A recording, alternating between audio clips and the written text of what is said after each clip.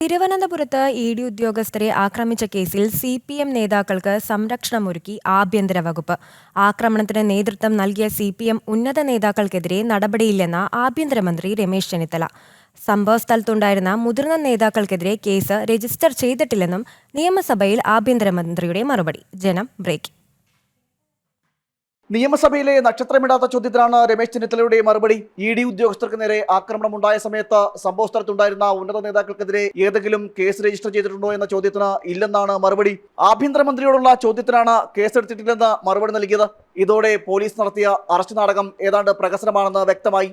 CPM സംസ്ഥാന secretary MV Govindan, മുൻമന്ത്രി V Sivankutty, John Brittas തുടങ്ങി പ്രധാനപ്പെട്ട നേതാക്കളെല്ലാം ഇ.ഡി. ഉദ്യോഗസ്ഥരെ ആക്രമിക്കുമ്പോൾ സംഭവസ്ഥലത്ത് ഉണ്ടായിരുന്നു.